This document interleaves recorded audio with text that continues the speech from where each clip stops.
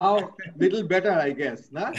খুব ভালো এখন পরিষ্কার দেখা যাচ্ছে তামিম ভাই, আগে দেখা যাচ্ছিল না, কালো কালো মনে হচ্ছিল আর কি। হ্যাঁ এই দেখেন এখন এই যে হ্যান্ডসাম ফেস I know পিছনে আমি সাধারণত এটা বন্ধ করে দেই, বাট ব্যাকলাইট ছিল আজকে। Thank you for finding that out. No, well I was at the university. One of the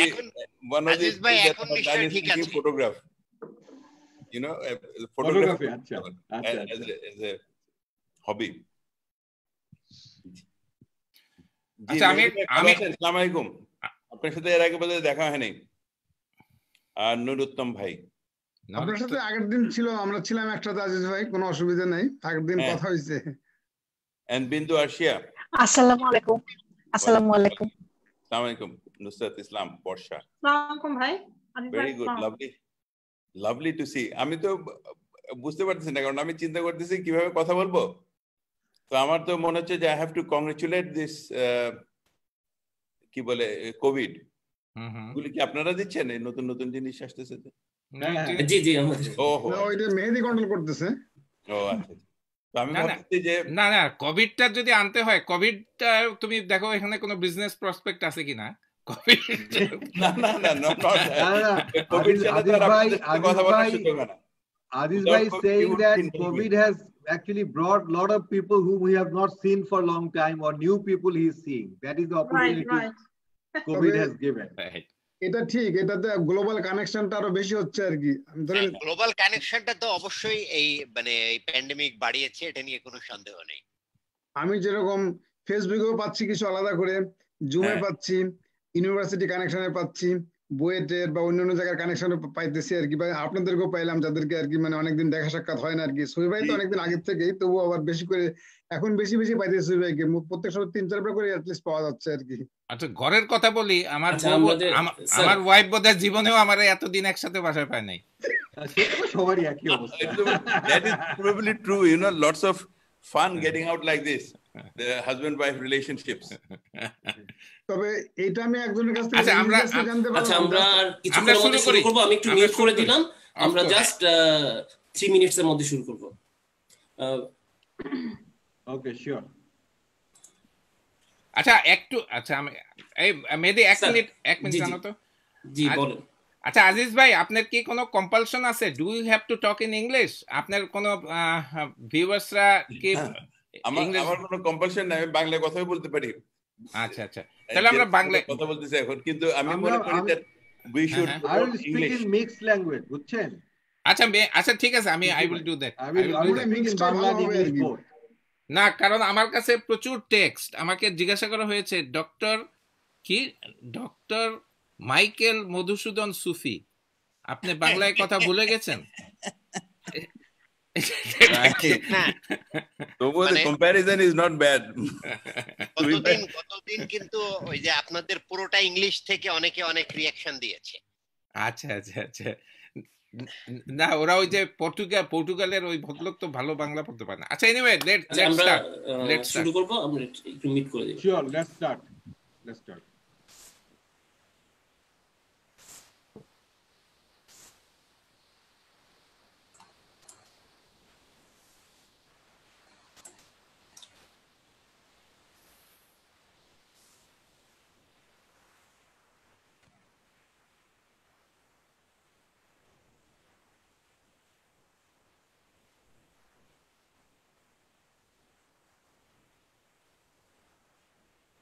মেহেদি ভাই আপনি স্টার্ট করতে পারেন। Okay, thank you. Good afternoon. This is Bindu Arshia from International Council of Engineers, Australia, ICEA Tech Talks. Welcome viewers from different countries and different time zones. With profound respect, we welcome our guest speakers, internationally reputed business icon, founder and chairman of Summit Group, Mr. Aziz Khan, Pro-Vice Chancellor of Bragg University, Mr. Professor Muhammad Tamim, and Editor of Energy and Power, Mr. Mullah M. Amjad Hossain. Thank you for being with us. ICEA is an Association of Engineers of Diverse Multicultural Background Living and Working in Australia. One of the primary objectives of ICEA is sharing and gathering knowledge and experience of practicing professionals such as engineers, doctors, economists, scientists, academics, researchers, environmentalists, journalists, media personalities, and government policy makers through connecting with them visually at this time of COVID-19 pandemic. Today, we will discuss about post-COVID investment challenges. The teleconference has been coordinated and is being anchored by International Energy Specialist Engineer Khondokar Salek Sufi, Honorable Chief Advisor of ICEA, and chaired by Senior Construction Engineer Nusrat Islam Borsha, Honorable President of ICEA. Now, I would like to request the Honorable Chairperson Nusrat Islam Borsha to deliver her welcome speech and to start the conference. Nusrat Islam Borsha. It's a privilege for us to extend warm thank you to all our honorable guests and everyone who are joining with us in this live session organized by International Council for Engineers Australia. Today we have very well-known, influential and innovators as honorable guests from whom we will know the current challenges in investment during COVID-19 pandemic. The world is changing rapidly. Engineers and all innovative-minded people are the pioneer of this change.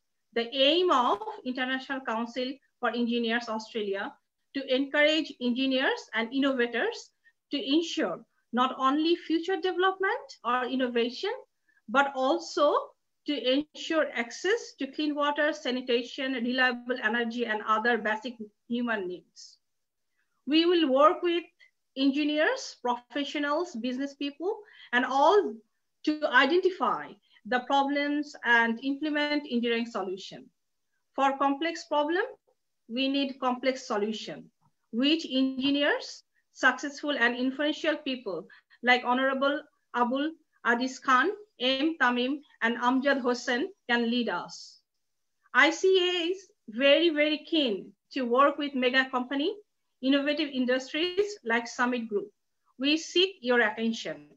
So please give us the opportunity to work together with the admirer of engineering and engineers. Let's bring the future into the present together. Thank you. Thanks, Nusrat Islam Borsha. Dear viewers, you can watch this live international conference from our official page.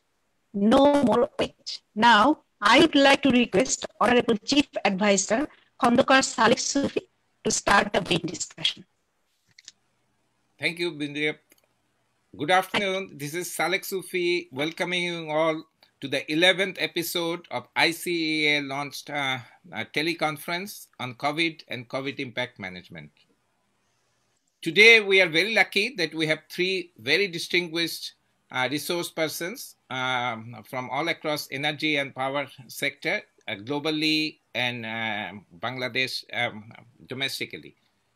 Before I start the main program, you all know that in the recent past, Bangladesh unfortunately experienced expiry of some of the Bangladesh icons.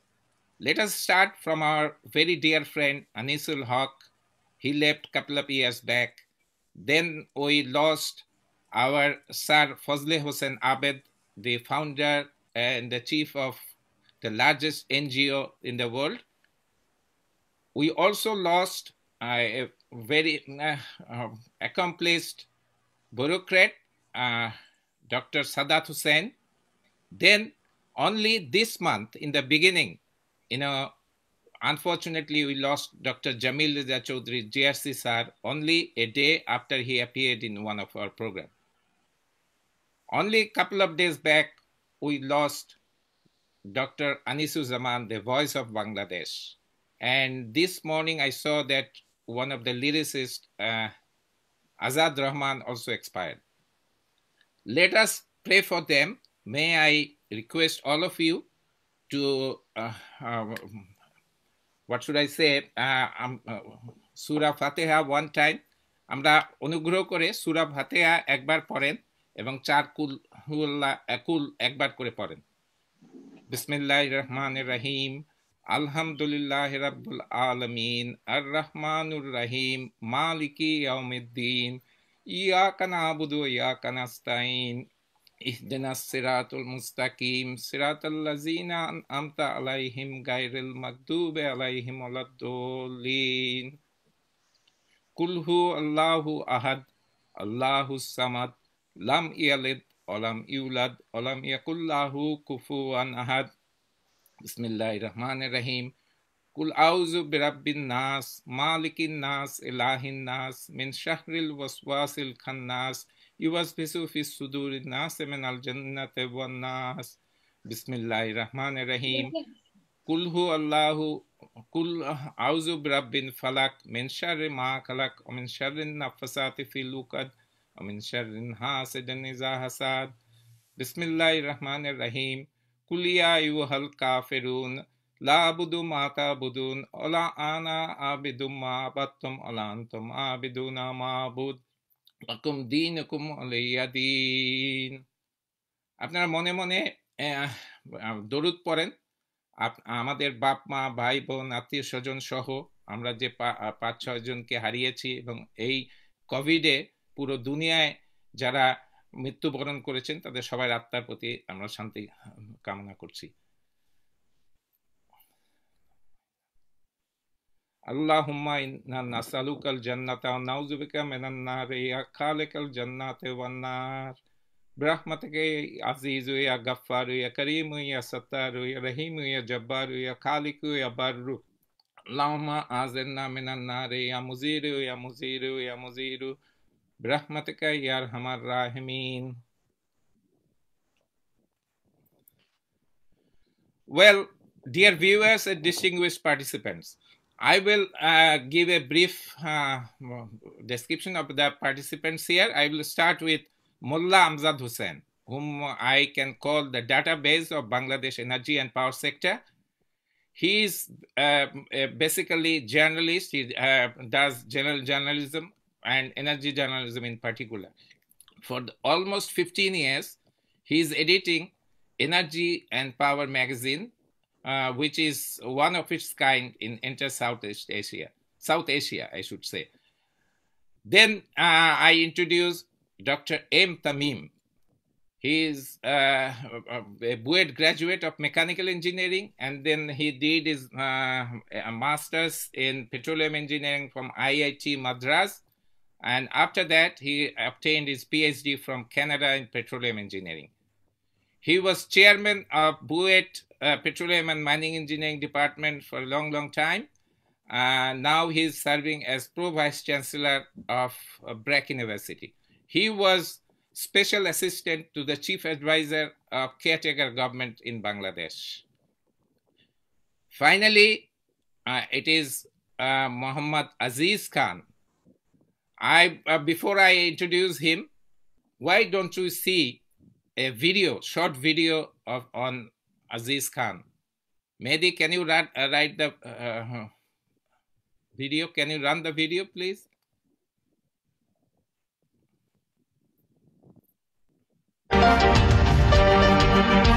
Business Person of the Year 2014. Summit Group is the first privately owned power generation company of the country that produces about 1,200 megawatts of electricity each year. And behind the success of this immense venture lies the success story of one man, Mr. Muhammad Aziz Khan, the founder of Summit Group. We started generating electricity in 1997-98, and the government at that time also was very supportive, and the first private sector power generation policy was made. and we became the first company to generate electricity. Mr. Khan has enormous contribution in the energy industry of Bangladesh. He is the pioneer of power generation policy and energy policy of Bangladesh, bringing benefits to the people of this country. As a person, I think that you should be a change maker, and change maker for the positive. So we continue to strive for that at Summit, that we bring in aspects which would change the face of Bangladesh and the face of humanity for the better. আমি তাকে দেখি বিভিন্ন perspective actually. First of all is my elder brother, so ওইটা একটা perspective আছে which is extremely affectionate. তারপরে ব্যবসায়িক partner which I have found him to be very focused, very honest. All the family members and all the senior management across the board, all these 4,500 people that work, that is perhaps the biggest achievement. Mr. Aziz Khan's contribution is not only limited to the energy sector of Bangladesh. Summit Alliance Ports Limited contributes to 20% of the country's export and about 10% of the country's import volumes. Summit Communications Limited, set up by Mr. Khan, is the first company to create nationwide telecommunication transmission network by laying fiber optic cable to 70% of Bangladesh. This is his unique ability that he is able to dream something very big, and then in a phase-by-phase manner he is able to implement that over a period of time. Aziz খানকে আমি 40 বছর ধরে ছাত্র জীবন থেকে ওনার সাথে আমার পরিচয়। উনি ছাত্র জীবন থেকেই একটা উদ্যোক্তা হবার একটা প্রবল একটা ইচ্ছা ছিল, এবং আলটিমেটলি উনি একজন সফল উদ্যোক্তা হিসাবে আত্মপ্রকাশ করেছেন। I enjoy challenges. Challenges are part of life. They are a way to motivate you. They are a way to make you creative and to move forward. It's rather a stepping stone rather than a stumbling block. Mr. Aziz Khan thrives for one purpose: to bring equality to the society. His kindness and generosity towards his employees creates a strong bonding among the employees and a strong corporate culture. It's a very large Summit family who have respect and love for each other. That is because of a common desire to do businesses which would serve the society, which would serve the nation, which would serve the entire world. উনি নিজে কোনো কিছু কাউকে চাপিয়ে দেন না, উনি সবার অপিনিয়নটা strongly চিন্তাভাবনা করেন এবং চিন্তাভাবনা করে একটা সিদ্ধান্তে উপনীত করেন। I have seen my father to be a very hard-working person. There is never a time where he lets a moment go to waste. Everything is used with an immense amount of efficiency and productivity. His love for the humanity, love for the family, love for the friends, love for all the employees, আমরা যারা একসাথে কাজ করি, এটা সত্যিকার ভাবে অনেক প্রশংসার দাবি রাখেন। Mr. Khan has enormous impact on the lives of his loved ones who cherish his support and guidance all the time. He is a father figure to everyone, to his children and his younger brothers. He had been our guide. As far as I'm concerned, it is almost like after my father died, he has guided me spiritually, and I feel that whatever I have achieved today, it is largely his contribution. As a father, well, my sisters and I think I share their sentiments when I say this, we were raised with an immense amount of love, generosity and courage. My family and my business, they are fulfilling each other. They work together, they bring in synergy. I am a very happy family person.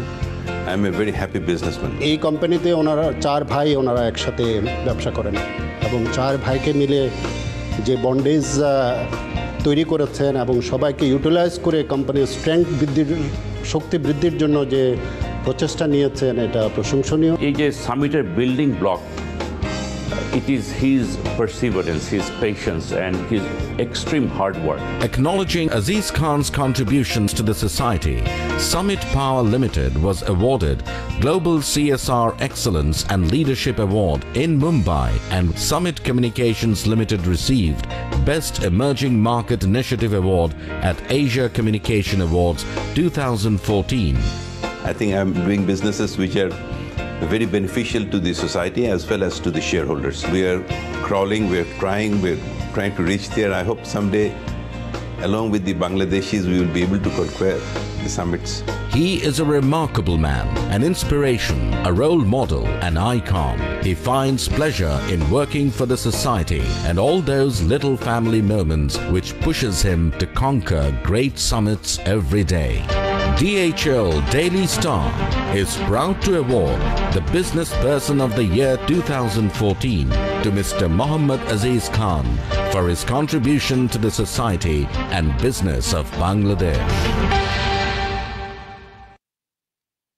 Yes, it is. What is Aziz Khan? What is?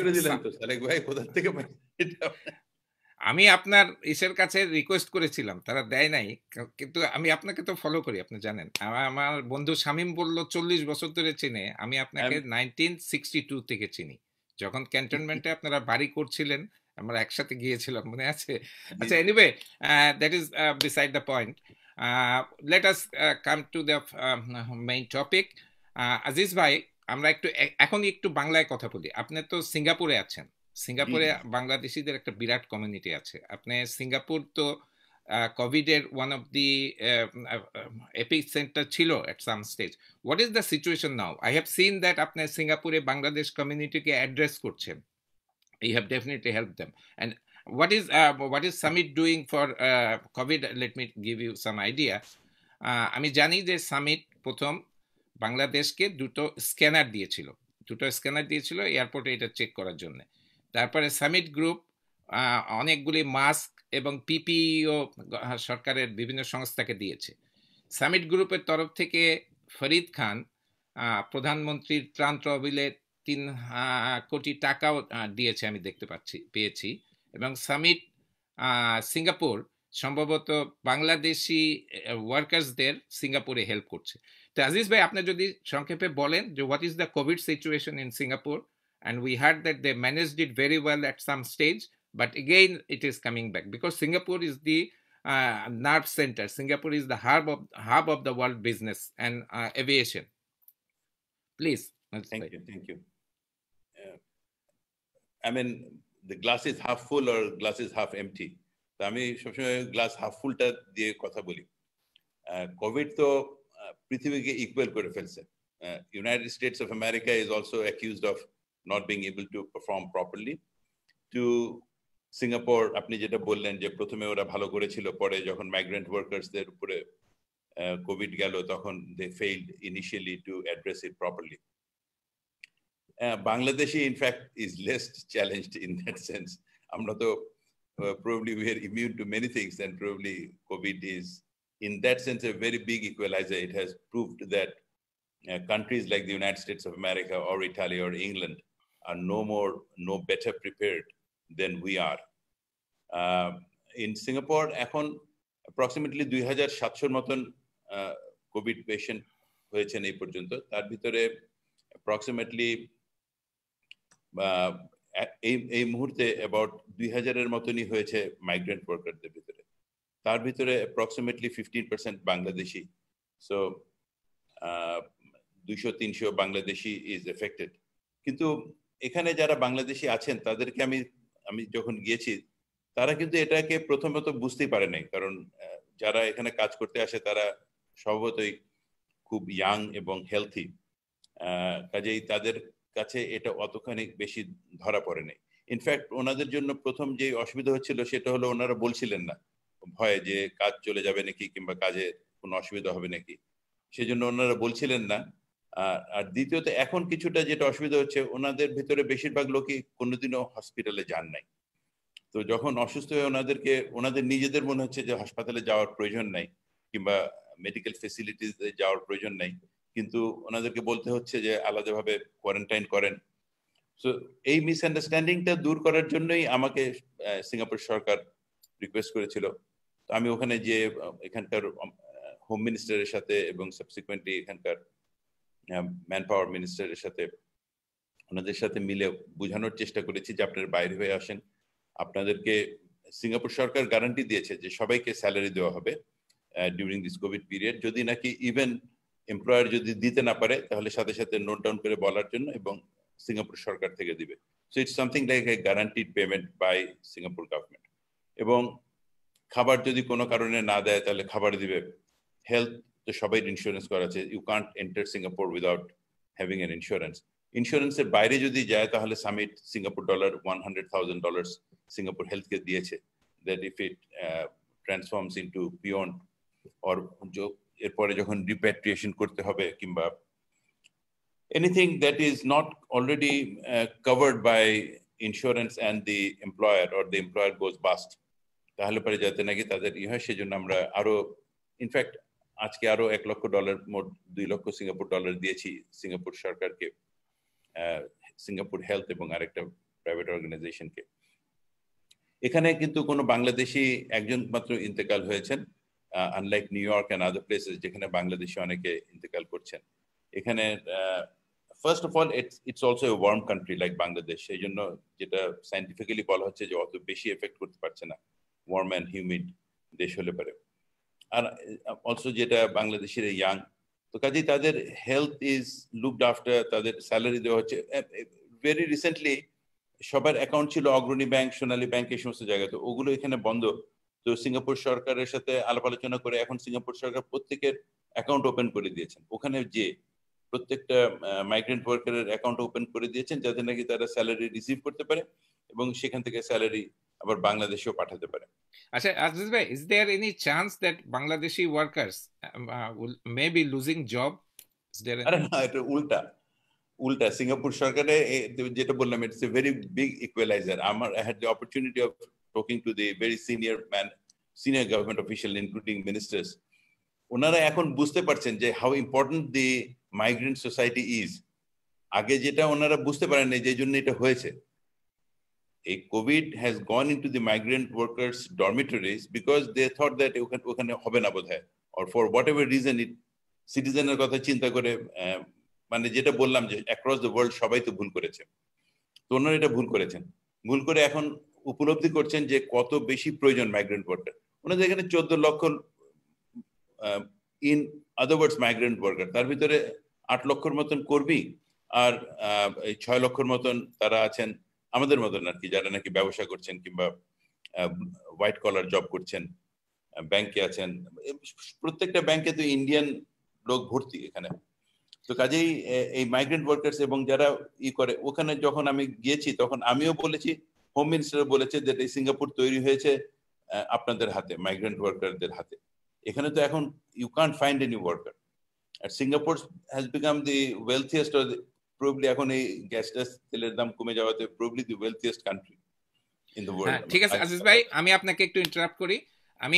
Let me now bring on Dr. M. Tamim. You have seen that COVID has a serious impact on oil industry. Global oil price crashed to a situation when it became to the negative horizon. Yes, say if I sell oil to you, rather than you paying me, I will pay. In that situation, all other linked fuel গুলি কিন্তু affected হয়েছে। So what do you think? What will be the future when in the post-COVID situation, developing countries গুলির long-term energy security উপরে এটা কি impact রাখবে? Dr. M. Tamim. COVID, thank you. Actually, COVID has created a tremendous economic hardship along with the lives that it has taken. Probably the greater impact at this point is the economy. So Bangladesh's economy, if we look at the major foreign currency earnings, the two areas has been heavily affected. One is remittance. Fortunately, April remittance wasn't that bad. গতবারের চাইতে 30% কম এসছে এবারে। এটা last moment it has just crossed $1.1 billion, $1.06 billion remittance হয়েছে। এই মাসে যেহেতু ঈদ আছে, ইট ইজ এক্সপেক্টেড যে যার যেখানে যত জমানো টাকা আছে সবার অনেকের বাইরে চাকরি চলে, 1 কোটি লোক বাংলাদেশে বাইরে কাজ করে, তো তাদের আর্নিংটা হয়তোবা এই মাসেও আমাদেরকে $1 বিলিয়ন উপরে রেমিটেন্স আসবে বা তার বেশিও আসতে পারে। That is the right now projection. If you look at the export in April was reduced by 80%. যেখানে গত বছরের এপ্রিলে $2.44 বিলিয়ন এক্সপোর্ট হয়েছে, এবার সেখানে $500 million, less than $500 million export হয়েছে in April. So this economic drive বাংলাদেশের আছে, ইন্টারনাল যে কনজাম্পশন হচ্ছে, ইন্টারনাল যে গ্রোথ হচ্ছে, সেটাও একটা big driver for Bangladesh economy. But unless we develop the industry in this country, আমাদের ইকোনমি, আমরা যে এই যে উচ্চ আয়কারী দেশে মানে ডেভেলপ কান্ট্রিতে আমরা যেতে চাচ্ছি, মিড লেভেল থেকে ডেভেলপ কান্ট্রিতে যেতে চাচ্ছি, এইটা এখন অলরেডি একটা বিরাট ধাক্কা খেয়েছে। কোভিডের যেটা দুটো, আজকে আমি দেখলাম, আজকের নিউজ পেপারে এসছে যে গত 50 বছরের development work can be wiped out, আর গত প্রায় 40 বছরে, 40 না ধরো 30 বছরে আমরা পভার্টি বাংলাদেশে 40% ছিল, যেখানে 40-50% পভার্টি ছিল, সেখান থেকে আমরা নামিয়ে এনেছিলাম 20%। দ্যাট পভার্টি মানে বলা হচ্ছে, প্রজেক্ট করা হচ্ছে, one of the projection is it will be doubling. That means again will go back 2 decades back, 40. So this is not only Bangladesh, it's everywhere this is happening. Now, in terms of growth in Bangladesh and energy requirement and demand in Bangladesh, what I see, I mean, you understand that energy is 100% directly connected or proportionate to the economic development. If economy does not develop, then there is no need for energy. There will not be any need for energy. So, বাংলাদেশের এই কারণে আমি বলছি যে বাংলাদেশের ইকোনমিটা to some extent dependent on the world economy recovery. So we are interconnected, আমরা যতই চেষ্টা করি না করি। একটা হলো যে ওয়েস্টার্ন ওয়ার্ল্ডে কিভাবে রিকভার করছে তারা, তার উপরে আমাদের গার্মেন্টস শিল্পটা অনেকটা ডিপেন্ড করবে। আর of course lot of people are losing job. আমার ধারণা শর্ট টার্মে এই 1 কোটি মানুষের মধ্যে কম করে হলো 20% লোক will lose their job. So we'll have to create job for about 20 lakh people in this country in a very short period of time. And they will also create a social problem in Bangladesh. Initially, maybe they'll bring in back some money, they'll be okay for some time, but then later on. We are hoping that the economy will recover very fast and they will be re-employed. And as Mr. Aziz Khan just mentioned that not only Singapore, many other countries, you know, Italy has already declared that 6,000 undocumented people will be given permanent residency in Italy because they have lost whole group of their people. I mean, the population has been lost to the COVID. So immigration, maybe it will increase more. There will be more immigrant workers going out from Bangladesh. There will be more opportunity. So all crisis creates opportunity. So the opportunity, what kind of opportunity will come, we really don't know. But economic growth will depend. But few more things have been exposed by this COVID. That is, if we look at the dependency part, if there is a global crisis, the self-reliancy has become very prominent. So many of the countries are now trying to go ahead and be self-reliant in terms of energy supply. So I think the importance of finding our own resources, developing our own resources in terms of energy is becoming very imperative and very important right now. And আমরা যদি অতীতের trend দেখি, last 1 decade trend কিন্তু going towards renewable energy. And renewable energy, there are some major technology changes. আজকে দেখলাম 400 ওয়াটের যে আমাদের প্যানেল থাকে, that has been changed, same সাইজের মধ্যে 580 হয়ে গেছে। অক্সফোর্ডের একটা ইয়েতে রিনিউয়েবল এনার্জি প্যানেলের মধ্যে বলা হচ্ছে যে the efficiency has been increased to 47% with 6 layers of photovoltaic cells. Tamim, আমরা আসবো, আমরা এনার্জি নিয়ে আবার ডেফিনেটলি এই ডিসকাশনে আসবো। আমি এখন মোল্লা আমজাদ হোসেনের কাছে যেতে চাই। মোল্লা আমজাদ, বাংলাদেশের এখন বলা হচ্ছে যে আমাদের electricity generation install capacity 20,000 plus. আমাদের ডিমান্ড ছিল before COVID around 13,000 to 14,000. Now it is 10,000। So what do you think এই কোভিডের ইম্প্যাক্টের পরে বা কোভিডের ইম্প্যাক্টের সময় এই আমাদের সারপ্লাস জেনারেশন ক্যাপাসিটিটা আমাদের কি আশীর্বাদ হবে না অভিশাপ হয়ে যাবে? কারণ আমাদের অনেক ক্যাপাসিটি চার্জ পেমেন্ট করতে হচ্ছে, পাওয়ারের জেনারেশন কস্ট বেড়ে যাচ্ছে, যার জন্য পাওয়ার টেরিফও বেড়ে যাচ্ছে। হোয়াট ডু ইউ থিঙ্ক, মোল্লা আমজাদ? ধন্যবাদ সফি ভাই এবং অন্যান্য আলোচক। আসলে বাংলাদেশের মানে আগের দুই আলোচক তো বললেন আসলে কোভিড পরিস্থিতি এবং পরবর্তী পরিস্থিতি। আমি একটু অন্য জায়গা থেকে শুরু করতে চাই। তামিম ভাই যে বিষয়টা টাচ করলেন যে এনার্জি ট্রানজিশনের ছোট্ট একটা পার্টে ছিল বাংলাদেশ, যেটা হচ্ছে মানে পরিবেশ সম্মত বিদ্যুৎ, নন কার্বনাইজড বিদ্যুৎ উৎপাদন এবং আমদানিটা বাড়াতে চেয়েছিল। এই প্রক্রিয়াটা এই কোভিড প্যান্ডেমিকে একটা বড় ধাক্কা খেল, এটা নিয়ে কোনো সন্দেহ নাই। আর বাংলাদেশের ইলেকট্রিসিটির যে ডিমান্ড সেটা আবার দ্রুত ফিরে আসবে এই কারণে যে আমাদের ইলেকট্রিসিটির ব্যবহার শিল্পে গত 3 বছরে কোনো গ্রোথ নাই, বরং নেগেটিভ গ্রোথ আছে। যার কারণে এই যে ধরুন এই যে গত কয়েকদিন যেটা খুব বেশি গরম পড়ার কারণে এখন চাহিদা কিন্তু আবার 10,000 ছুঁই।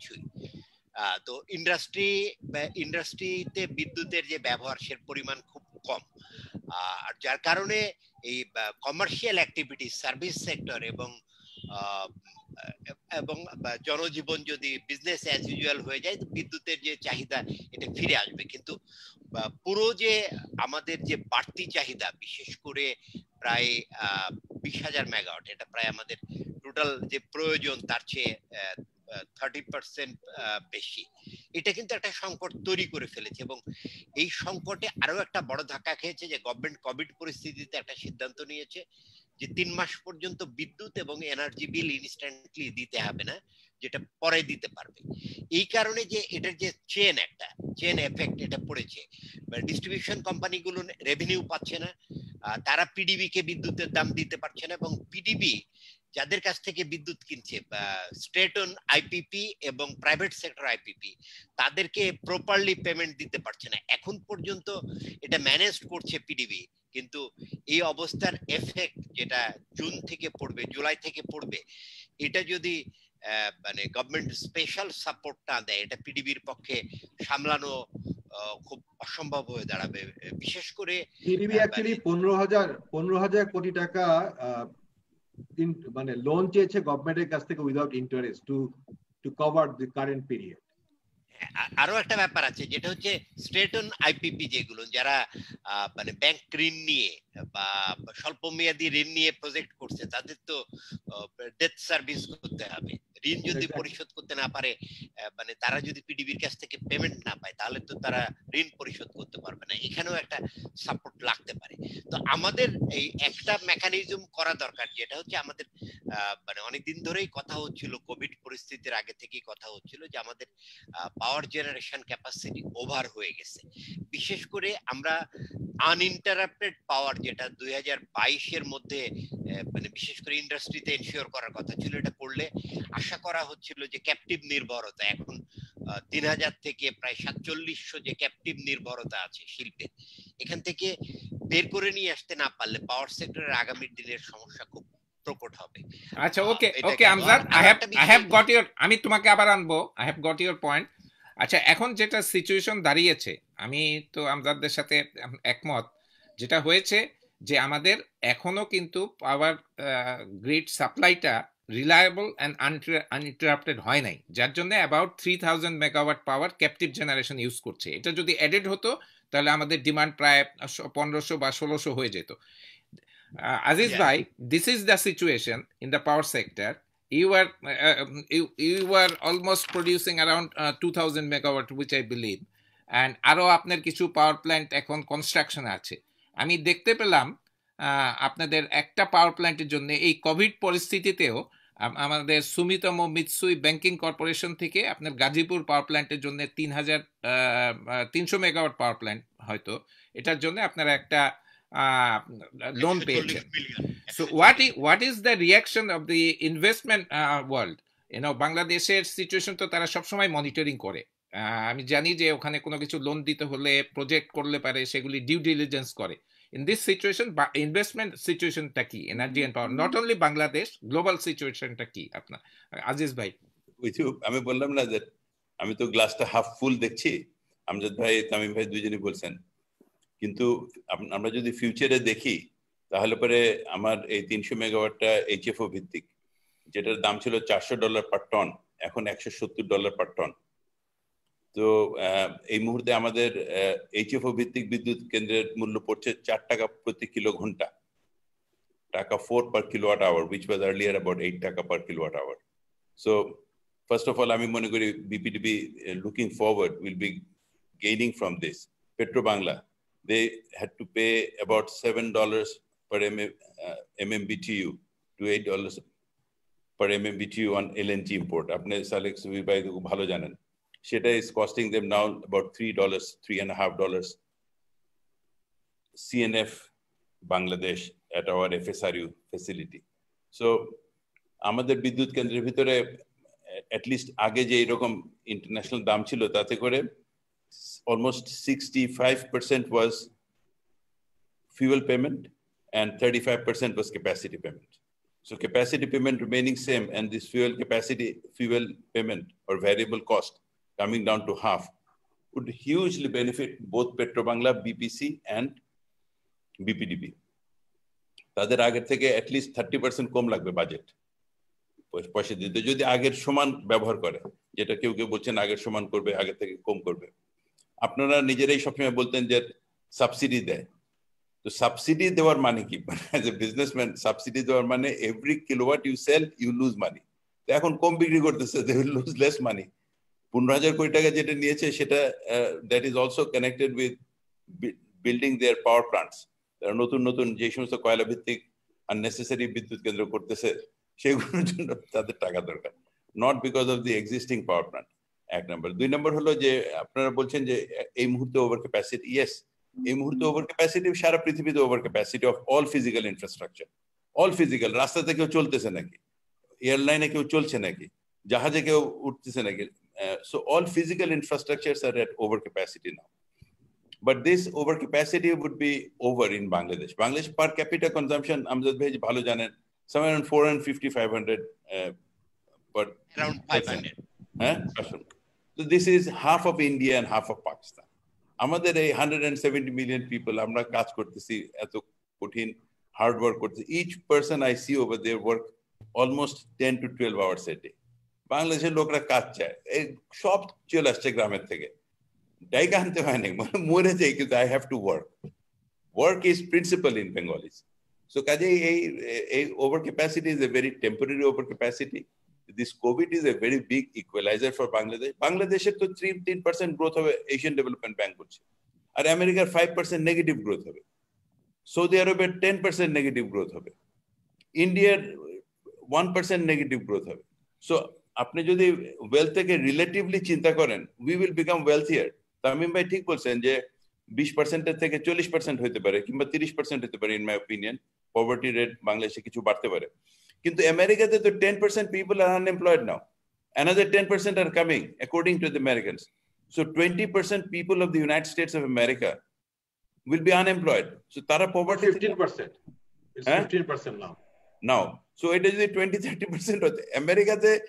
If the Americans said 20% or 30% of the Americans are poor or poverty, so Bangladesh to relate, forgive me for my this positive attitude, but Bangladesh as a whole is becoming more important, more capable, because we have not handled COVID in any worse situation than any country, including Singapore, including Australia. So সেইভাবে তো আপনার ইজ্জত একটু বাড়তেছে। আগে তো সবকিছু বলতেন যে বাংলাদেশ পারে না, পলিটিক্যাল রিস্ক, তো এই রিস্ক ওই রিস্ক। এখন পলিটিক্যাল রিস্ক কিসের? পলিটিক্যাল রিস্ক আমাকে একবার ডাকা হয়েছিল এখানে পলিটিক্যাল রিস্ক সম্বন্ধে বলতে। আমি আপনার ক্যারি লামের, তখন হংকং এ খুব প্রবলেম হচ্ছে, ক্যারি লামের কি অবস্থা, কবে আসে কবে নাই সেটা ঠিক নেই। আপনার United States of America, you are saying that the world's idiot করলে পরে, if you, I have actually done it myself. You Google idiot and go to images and Donald Trump's face comes up. Right. You have that kind of a person as the leader of the United States of America. ওকে আজিজ ভাই আমি আবারও আপনার সাথে কথা বলবো। Brexit চলতেছিল, যে ইংল্যান্ডে চলতেছে ব্রেক্সিট, কবে every day they are saying that there will be a new prime minister, আর আপনারা বলতেছেন political risk in Bangladesh. That's why I got this money from SMBC। এই যে আপনি বললেন $140 million, ওদের বলছি that you are giving it to the most efficient country where you will get back your money with 3.5% interest rate. 3.5% interest rate. ইনভেস্টররা কিন্তু political risk দেখে না, কারণ প্রত্যেকটা রিস্ক ম্যানেজমেন্ট করা যায় সব দেশে। অপরচুনিটিস দেখে, মার্কেটিং অপরচুনিটিস দেখে, ডিসিশন মেকিং দেখে। ভাই আমি তো এখানে বসে রয়েছি ব্যবসা করি, everybody sees return on equity and Europeans and Americans investing in Bangladesh want 25% equity. আমরা সেই জন্য তাদেরকে সরে দিতে পারছি। আমরা বাংলাদেশে গেছি 12% 15% ইকুইটি রিটার্নের জন্য, and that therefore today you do not see any foreign direct investment in the energy sector. আচ্ছা আমি আবারও আসবো। আচ্ছা আমি বোথ আমজাদ এন্ড ডক্টর তামিমকে বলছি, আমাদের পাওয়ার সেক্টরের সাকসেসের one of the main reason is private সেক্টরকে নিয়ে আসা, পাওয়ার সেক্টর পলিসি করা, প্রাইভেট সেক্টর স্মল পিপি করা, আইপিপি পলিসি করা। বাট জেনারেশন সাইডে এটা হয়েছে, কিন্তু জেনারেশন সাইডের সাথে কিন্তু ট্রান্সমিশন ডিস্ট্রিবিউশন ম্যাচ করতে পারেনি, যেহেতু পাবলিক সেক্টরে এগুলি দেখছে। তো what do you think Tamim, doctor Tamim please প্রথমে বলেন, আমরা একটা পলিসির আন্ডারে যদি ট্রান্সমিশন অ্যান্ড ডিস্ট্রিবিউশনেও প্রাইভেট সেক্টরগুলিকে নিয়ে আসতে পারি with a strong regulator, there has to be a strong regulator, functional strong regulator. What is your opinion Tamim? ইদানিং কালে worldwide, if you look at it, general tendency holo transmission is it's a long term infrastructure investment, where even আমাদের দেশে এক সময় just 10% return was a fantastic return, but generally private sector has not been very interested in investing transmission distribution. Distribution আমাদের private sector আনাটা even far away, because our system is very old, and unless you modernize and make a smart grid, it is very difficult for distribution companies to come and jump into the value chain. So transmission line, maybe I think transmission, one or two lines may be given to the private sector. At least it can be opened, and a certain tariff and something thing can be fixed, and it has to be open access. You understand that whenever you open the private sector, whenever you open the transmission lines to private sector, the policy has to be an open access policy, that whoever comes in and books that bandwidth, whatever is the capacity of the line, first come first basis on a certain formula, the open access policy. So that has to be there. And but I think we are still little behind in terms of going private sector investment in. But I think public-private investment is possible. A joint venture with a private company, with a public assurance, government assurance, সহ যদি এটা হয় তাহলে হয়তো আমরা attract করতে পারবো, আমার ধারণা। আর আমি এই প্রসঙ্গে জাস্ট আমি জানি না whether I'll get another opportunity or not, যেটা আমি বলতে চাচ্ছি যে দুটো জিনিস আমাদেরকে এক্সপোজ করেছে, কতগুলো জিনিস। একটা হলো যে আমি যেটা বলছিলাম ওল্ড ট্রেন্ডে, the whole world is going away from coal. So আমাদের কোলের যে তিনটা হয়েছে, দুটো হয়েছে অ্যাকচুয়ালি, মাতারবাড়ি বা মহেশখালী এগুলো এখনো হয়নি। এই দুটোর বিয়ন্ডে, রামপাল পায়রার বিয়ন্ডে কোল থেকে আমাদের, আমি মনে করি এখন সরে আসা উচিত। It is the time of LNG, it is the time of gas now in Bangladesh and all over the world, along with renewables. বাংলাদেশে যেহেতু রিনিউয়েবলের সম্ভাবনা কম, I think our reliance on gas has to go up. We have to explore ourselves. I fully agree. Tamim, I fully agree. I have visited myself. আমি কয়েকবার পায়রা visit, Matarbari visit করেছি। Matarbari is the only prospect যেখানে কোল আনা যাবে, long term বেসিসে কোল আনা যাবে। ইভেন পায়রা পাওয়ার প্ল্যান্ট এবং সুন্দরবনের ওখানে Rampal power plant, in future it may so happen that মাতারবাড়িতে কয়লা নিয়ে এসে ওটা ট্রেনে করে ওই জায়গায় নিয়ে যেতে হবে। আদারওয়াইজ কখনো পায়রাতে এই 90 কিলোমিটার কন্টিনিউয়াস ক্যাপিটাল ড্রেজিং করে মেনটেন করে কয়লা নিয়ে এসে প্রপার ভেসেল দিয়ে আনা যাবে না। That is what, in terms of cost, actually LNG is now become competitive and maybe cheaper than coal. We should we should go for LNG right now. That will help. But other thing is also the self-reliance dependency. We have to really explore and find our own gas as much as possible. আচ্ছা ওটা আসবো, আমার একটু time দাও আমি যাতে সময় করতে পারি। Amjad, do you have a different view? এই দুটো ছাড়াও আমাদের কিন্তু প্রাইসিং ইজ অ্যান ইস্যু। তা আমার তো মনে হয় হোয়াট আই ফিল, আমজাদ এক মিনিট, হোয়াট আই ফিল, এখনো যদি আমাদের ডাউনস্ট্রিমে রিলায়েবল ইলেকট্রিসিটি আনইন্টারাপ্টেড বেসিসে দেওয়া যায়, তাহলে price won't be an issue. The industrialist are will be ready to pay. So what is your opinion? বাংলাদেশের শিল্প মালিকরা বিদ্যুতের জন্য বা এনার্জির জন্য যথাযথ দাম দিতে চাই কিনা এটা নিয়ে আমার সন্দেহ আছে। তাদের মাইন্ডসেটই আছে দাম যে জায়গায় নিয়ে যাওয়া যাক। তারা কম্পিটিটিভ থাকলেও বলবে যে তারা এনার্জি প্রাইসের কারণে ব্যবসা করতে পারবে না, বরং তাদের ব্যবসা বন্ধ করে দেওয়া উচিত। এই জায়গাটাতে তারা সবকিছুতে পয়সা দিতে চায়, একমাত্র এনার্জির পয়সা দিতে চায় না। আমি ট্রান্সমিশন ডিস্ট্রিবিউশন নিয়ে বলতে চাই যে এটা হাই টাইম এটা পাবলিক প্রাইভেট পার্টনারশিপ অথবা প্রাইভেট সেক্টর ইনভেস্টমেন্টের একটা পলিসি করে ওপেন করে দেওয়া উচিত। তার কারণ হচ্ছে জেনারেশন ক্ষেত্রে বাংলাদেশের বেসরকারি খাত যখন যোগ্য হয়ে উঠেছে, একদম শেখ হাসিনার মানে একদম লং টার্ম পলিসি প্ল্যানিং এর কারণে আজকের বাংলাদেশের প্রাইভেট সেক্টর পাওয়ার জেনারেশনে মানে কম্পিটিটিভ এবং দক্ষ হয়ে গেছে বাংলাদেশ, যেটার কারণে কম পয়সায় আইপিপির কাছ থেকে পাওয়ার পাচ্ছে। ট্রান্সমিশন এবং ডিস্ট্রিবিউশন সেক্টর খুলে দেওয়া উচিত। ট্রান্সমিশন ডিস্ট্রিবিউশন সরি জেনারেশন সেক্টরে একটা বাজে কাজ হয়েছে, সেটা হচ্ছে যে পাবলিক সেক্টর কোম্পানিকে প্রমোট করার নামে যে এই যে ডাম্প প্রজেক্ট গুলো যেটা হচ্ছে যে মানে G2G প্রজেক্টের নামে, তামিম ভাইয়ের একটা পয়েন্টের সাথে আমি একমত। যদি আমরা ইন্ডিজেনিয়াস কয়লা ব্যবহার না করি তাহলে এই পায়রা 1320, রামপাল 1320 এবং মাতারবাড়ির 1200 এর বাইরে আর কোনো আমদানি নির্ভর কয়লা দিয়ে আর কোনো মাতারবাড়ি ক্যান বি অ্যাবান্ডন। মাতারবাড়ির দরকার নাই এখন, মাতারবাড়ি এখন কোনো কাজ হয়নি না। Matarbari go for LNG plant there. না শুনুন, মাতারবাড়ির টোটাল প্রজেক্ট আমি একটু আসছি।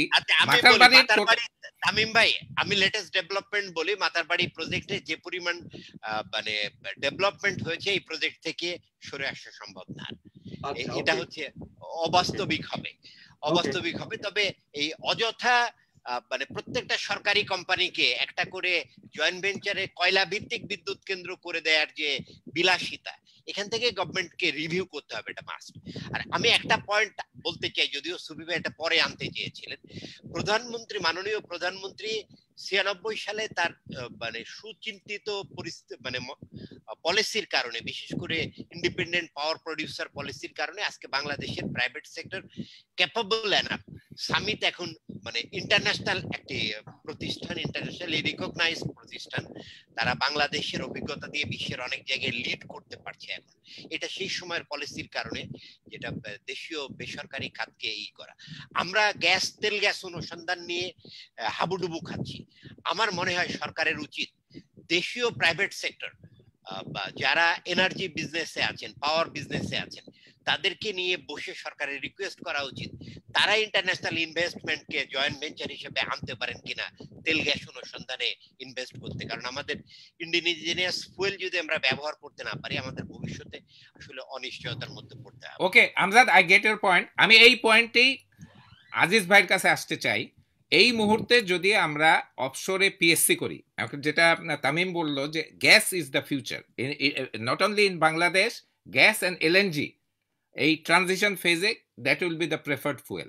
আমরা কয়লার থেকে সরে আসবে, ডেফিনেটলি দুনিয়া সরে আসবে। স্পেশালি এখন যে ইম্প্যাক্টটা দেখছেন, এখন যেহেতু কয়লা নাই বা তেল কম ব্যবহার হচ্ছে, নেচার কিন্তু ডিফারেন্ট হয়ে গেছে। আমি ওই দিন দেখলাম যে বঙ্গোপসাগরের ডলফিনগুলি উপরে উঠে আমি একটা পয়েন্ট দিয়ে রাখি। আজকে কিন্তু নিউ ইয়র্ক টাইমস একটা রিপোর্ট ছাপছে যে নাসা এবং বিশ্বের বিজ্ঞানীরা বলছে যে সূর্যের তাপ বিকিরণ ক্ষমতা কমে যাচ্ছে। দুনিয়া ধীরে ধীরে গ্লোবাল ওয়ার্মিং এর দিকে যাবে, গ্লোবাল ওয়ার্মিং আবার ভিন্ন থট কিন্তু by that time we'll be dead, Amjad. By that time we'll all be dead. আচ্ছা আমি আজিজ ভাই, let me talk with Aziz ভাই। সো যদি আমি তো লিখেছি ওইটা, যদি আমাদের পিএসসি তে একটা প্রভিশন ক্রিয়েট করা হয় যে লোকাল কোম্পানিজগুলি কনসোর্টিয়াম করে, বাট লাইক আজিজ ভাই উনি বাইরে আছেন, উনি জারার সাথে কানেক্টেড আছেন আমি জানি। তো এইগুলি যে শেভরন বা এক্সন মোবিল বা বিপি বলেন, এইগুলি কিন্তু ড্রিলিং কোম্পানি না, they are investor and drilling manage করে। তো why can't company like Summit or some other companies, government যদি এরকম প্রভিশন ক্রিয়েট করে, তারা কেন পিএসসিতে যেতে পারবে না? তাদের তো নিজস্ব টেকনোলজি এখানে দরকার নাই। They will be hiring all the drilling companies, the third party services করে। কারণ এখন যদি আমরা পিএসসি করি এই সিচুয়েশনে, none of the measures will be coming because তাদের রিস্ট্রাকচারিং হচ্ছে, দুনিয়াব্যাপী অয়েল মেজররা তাদের ইনভেস্টমেন্ট প্রোগ্রাম রে কাটল করে ফেলেছে। আজিজ ভাই, if such situation arises, are you ready to come? And the next one is land based energy terminal. আমি বুঝলাম না মাতার বাড়িতে কেন রেসপন্স হলো না। আর মাতার বাড়ি আরেকটু ক্লিয়ার করে দিই, মাতার বাড়িতে যেহেতু ভিজিট করেছি, মাতার বাড়িতে কিন্তু একটা 14 kilometre 300 metre wide and 18 metre deep একটা লিঙ্ক ক্যানেল করা হচ্ছে মাতার বাড়ির ওই পয়েন্টকে ডিপসির সাথে, যেখানে 40 মিটার ড্রাফট আছে সেখানে কানেক্টেড করে দেওয়া হয়েছে। ওয়ার্ক প্রায় 60% কমপ্লিট হয়ে গেছে। মাতার বাড়িতে এলএনজি করতে হলেও কিন্তু মাতার বাড়ির project has to go ahead, এবং সেখানে কিন্তু কাজ চলছে এই মুহূর্তেও, কিন্তু জাপানিজরা কাজ করছে। মাতার বাড়িতেই বরং টোটাল ফোকাস দেওয়া উচিত। আমি মাতার বাড়ি কোল প্রজেক্টটার কথা বলছি। Matarbari as a whole, as a port, that's fine, that should go ahead, otherwise LNG তো আমরা আনতে পারবো না। obviously Matarbari has to go ahead। মাতারবাড়িতে কোল প্রজেক্টের কিন্তু ফাউন্ডেশনটা হয়ে গেছে, ফাউন্ডেশনের যে মেজর ওয়ার্ক সেটা হয়ে গেছে। আচ্ছা, আমি আজিজ ভাইকে ওপেনিং দাও, let আজিজ ভাই respond. What about responding in LNG terminal? Because Zara, I know, is a Japanese company. Zara is a major constructor in the world. And in the offshore, যদি এরকম বিডিং প্রসেসে বাংলাদেশ কোম্পানিগুলিকে ইনভলভ করা যায় কিনা, বা involve করতে হলে কি করতে হবে এটা বলেন। First of all, the world moves on economy, on the financial success. বর্তমানে বিশ্বে যেখানে নাকি $1.67, আপনি নিজে all of you know $1.67 is the natural gas price ex United States of America. Somebody was talking -$37 হয়েছিল WTI crude. সেখানে who is going to invest now for Bangladesh offshore? মানে এটা it would be a waste of time. So therefore I have always tried to use my time very focusedly. এই মুহূর্তে বাংলাদেশে কোনো there is no place in the world, they are all closing down. Fracking, shale gas, যে সমস্ত technology নিয়ে আমরা অনেক লাফালাফি করছি, they are all closing down. If you see the as Salek Bhai said, if you see the stock prices of these large Exxon Mobils, halfway, Sabik is dying, Aramco is dying. Aramco, Saudi Arabia would have a negative -10% contraction this year. -10% contraction.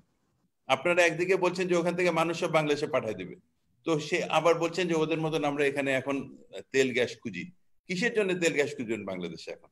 এখন তো gas আপনি পাবেন না। তো যখন গ্যাসের দাম ঊর্ধ্বমুখী হবে তখন আপনি বাংলাদেশে পাবেন, বিকজ বাংলাদেশের অফশোর গ্যাস তো আর আপনার $4-5 নিচে হবে না, $8। তো আপনি তো এখন বাংলাদেশে, আমাকে আজকে কাজ দেন, আমি আপনাকে $4 পৌঁছে দিচ্ছি আমার টার্মিনালে, FSRU তে পৌঁছে দিচ্ছি $4। তো আপনি হাফ, যেখানে 100% বেশি কস্ট পড়তেছে, why would you try to I mean, the world is connected now, the world is not, and in my personal opinion, energy is no longer that much of a security issue, because now the whole world is LNG has come, LNG transportation has come. Countries have found that they fight with each other, but they don't stop transportation of. Russia is sending gas, major gas into all the European countries. তারা কি থামাইছে নাকি? Mexico, United States of America, Canada, মুখের দিয়ে কথা বলতেছে, has China stopped buying oil from the United States? মানে এর থেকে বেশি যুদ্ধ কি হবে? আমরা কি আর ইন্ডিয়া থেকে, পাকিস্তান থেকে তেল আনি নাকি? আরেকটা পয়েন্টে আসি আজিজ ভাই, you all of you will agree with me, মানে কোভিড এর পরে কিন্তু এটার সিকিউরিটিটা ছিল আগে, যখন নাকি আমেরিকানরা শুরু করছিল। এখন তো আমেরিকানরা no longer talking about security. না, ফ্র্যাকিংই তো বন্ধ করে দিয়েছে, অনেক খারাপ অবস্থা। আচ্ছা, আরেকটা কথা বলি, কোভিড এর পরে কিন্তু দুনিয়া বদলে যাবে, অলরেডি বদলে গেছে। এফিশিয়েন্টস উইল সার্ভাইভ।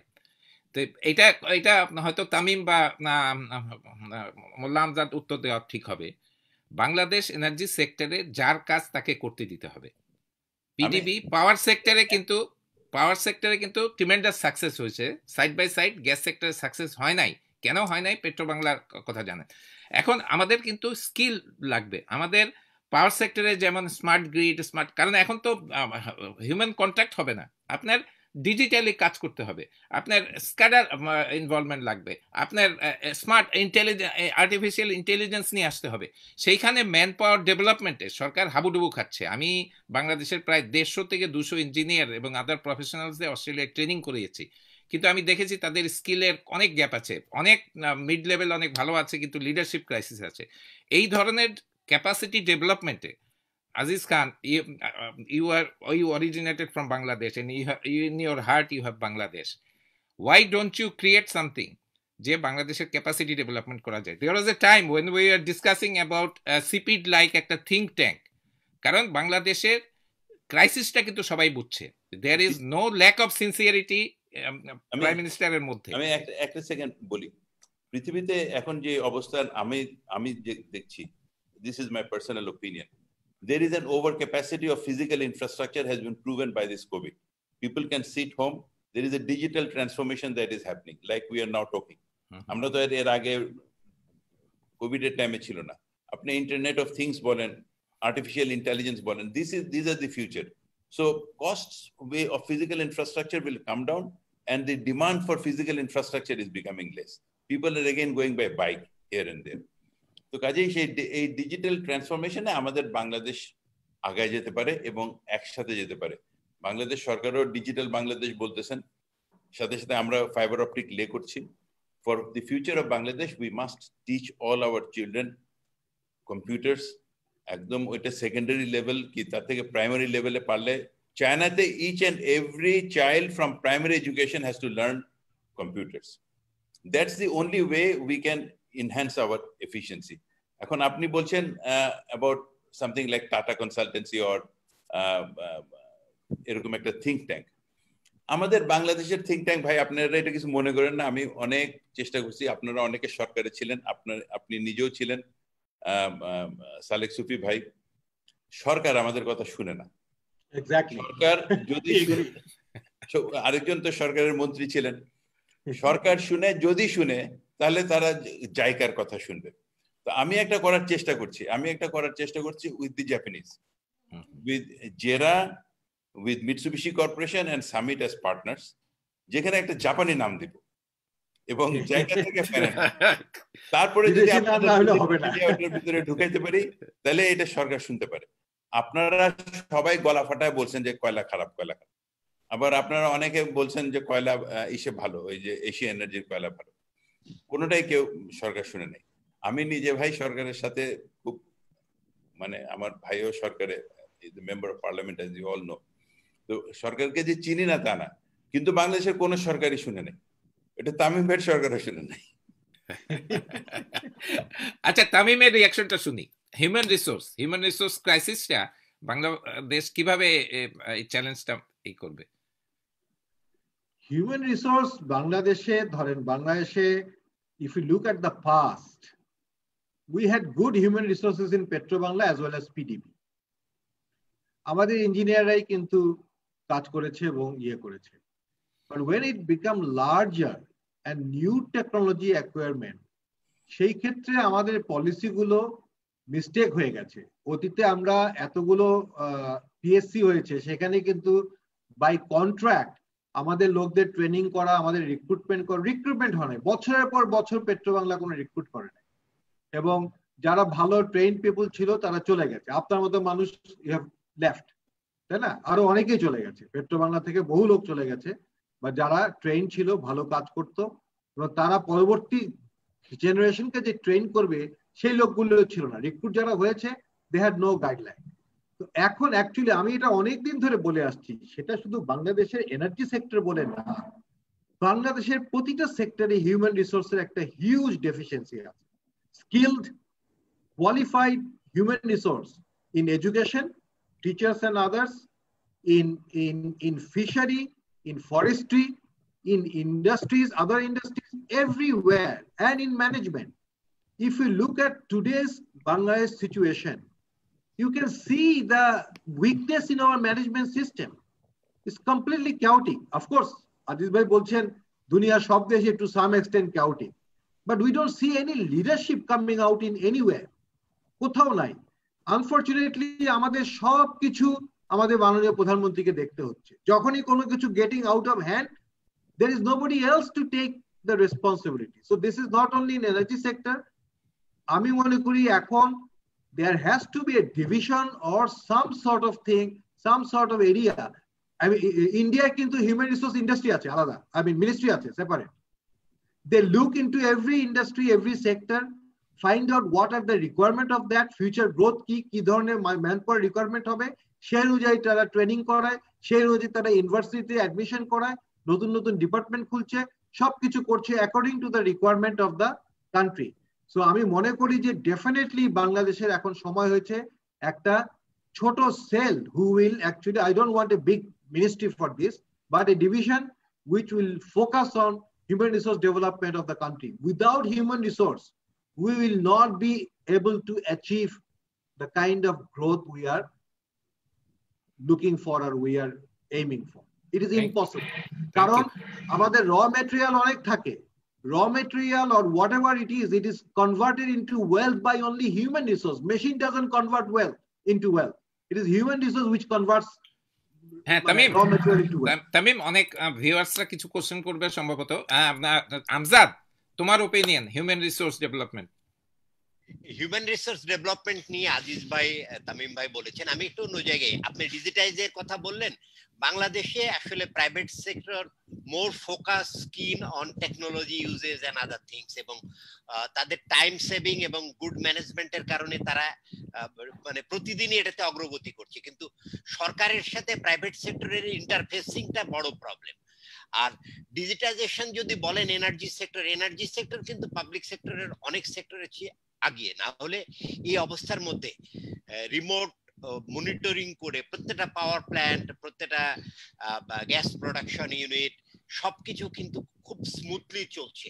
তার কারণ এবং এটাকে মানে এটা আপনি হয়তো ফেসবুকেও দেখে থাকবেন প্রতিদিনই, যেমন সামিতের পাওয়ার প্ল্যান্ট অথবা আদার আইপিপির পাওয়ার প্ল্যান্ট কিভাবে অপারেশন হচ্ছে, তারা কাজ করছে, এগুলোর শর্ট ভিডিও আপনি ফেসবুকে পাবেন, যেটা আমাদের বিদ্যুৎ প্রতিমন্ত্রী মহোদয় মানে এইগুলোকে ইন্সপায়ার করার জন্য শেয়ার করছেন।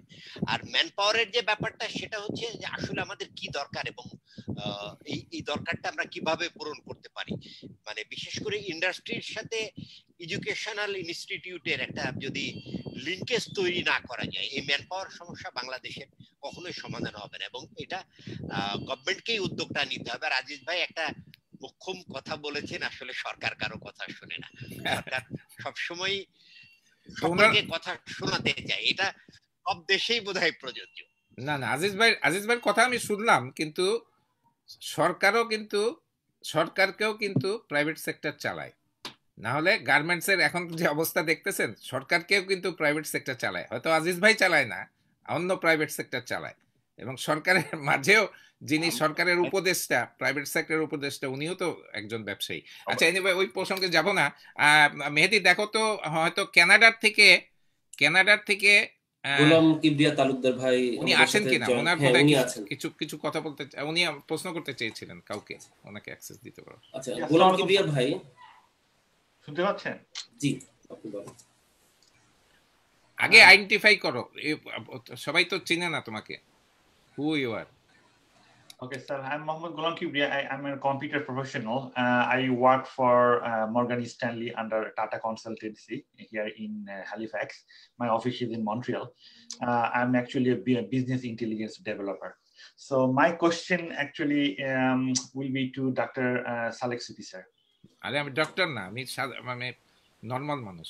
আচ্ছা বলো, আমাকে এত মানুষ থাকতে আমাকে বলতে চাও, বলো। আচ্ছা, আমি আপনাকে এই কারণে কোশ্চেনটা আমি করতে চাচ্ছি যে আমি এতক্ষণ খুব মনোযোগ দিয়ে শুনলাম আজিজ স্যার, তামিম স্যার, মোল্লা আমজাদ স্যার ওনারা ডিসকাস করছিলেন ম্যানেজমেন্ট।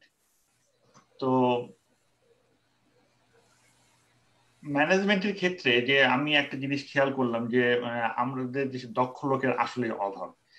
যেমন আপনার এলএনজি টার্মিনালটা যখন আপনার আসলো ডিপসিতে, জাহাজটা এসে অনেক দিন থাকলো সেখানে, কিন্তু ওখান থেকে যখন আমি পাইপটা যখন পাইপ দিয়ে যখন নিয়ে আসবো গ্যাস, সে পাইপ লাইনে ফুটা হলো। তো এক্ষেত্রে দেখা গেল যে তখন সে পাইপ লাইনের প্রবলেমটা সলভ করার মতো টেকনোলজি বা স্কিলড টেকনিশিয়ান ছিল না।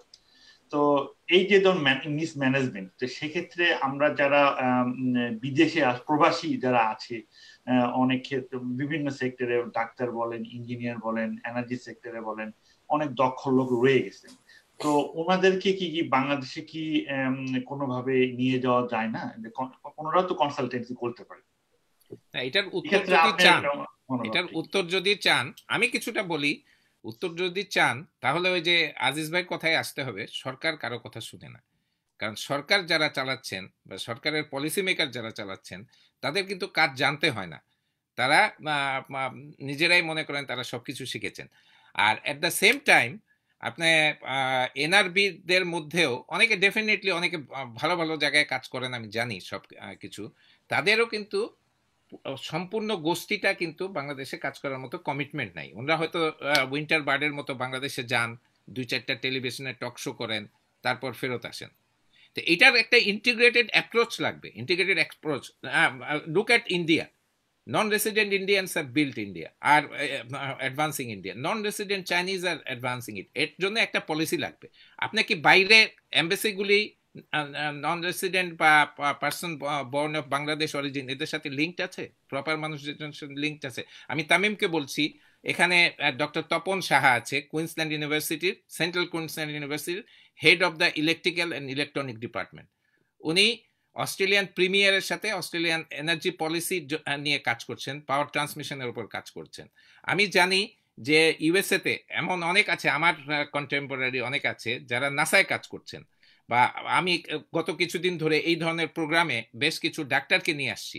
তো এদের তো অ্যাডভাইস তো শুধু না, এদের কাছ থেকে এদের ইনভলভ করা যায় কিভাবে। বাংলাদেশে প্রায় আমরা দেখি কনসালটেন্ট। এলএনজির যে কনসালটেন্ট ছিল, এলএনজির যে লিঙ্ক লাইনটা নিয়ে কথা বললেন, সেখানে দুটো ফ্লেন্স নিয়ে সমস্যা ছিল এবং ইট ওয়াজ এ সিলি প্রবলেম। আমি এটা রেখেছি আমার পত্রিকায় বহুবার। এই জিনিসগুলি তো দেখার দায়িত্ব ছিল কনসালটেন্টের, কারণ বাংলাদেশে তো এই মুহূর্তে সাবসি পাইপলাইনে এই জিনিসটা ছিল না। যে জিনিসটা সামিটের ক্ষেত্রে সেই ভুলটা হয়নি, সামিট সেটার থেকে লেসন নিয়ে সেটা করেনি, যে ফ্লেন্সের যে ক্লাসিফিকেশনের ফ্লেন্স সেই ক্লাসিফিকেশনের গ্যাসকেট লাগানো। তো এটা তো শুধু একটা অংশ বললেন।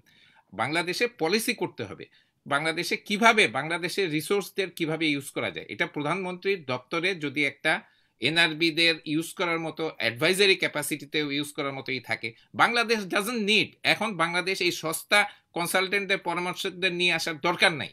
আজকে যে গ্যাস সেক্টরে সমস্যা হয়েছে, পাওয়ার সিস্টেম মাস্টার প্ল্যান কে করে দিয়েছে? ওই জাইকা করে দিয়েছে। এবং জাইকার পাওয়ার সিস্টেম মাস্টার প্ল্যান 2010 কেন ফেল করেছে? কয়লার কথা বলা হয়েছে, কয়লা কমিটমেন্ট হয়েছে, লোকাল কোল উঠানো হয়নি। এরপরে যদি তামিম বা আজিজ ভাই বা এর যদি কিছু এই পয়েন্টে কিছু বলতে চায় বলতে পারেন।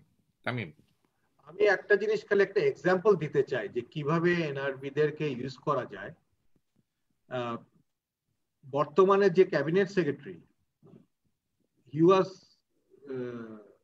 Secretary bridge division, right, before he became cabinet secretary. Anwar হচ্ছে, he is my classmate. And Tapan Shah, যার কথা বললেন, he is also my classmate from Buet.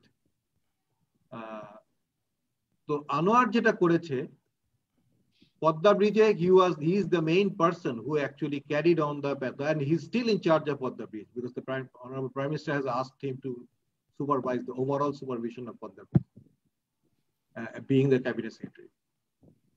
He bought at least 3 bridge division experts from California, Bangladeshi.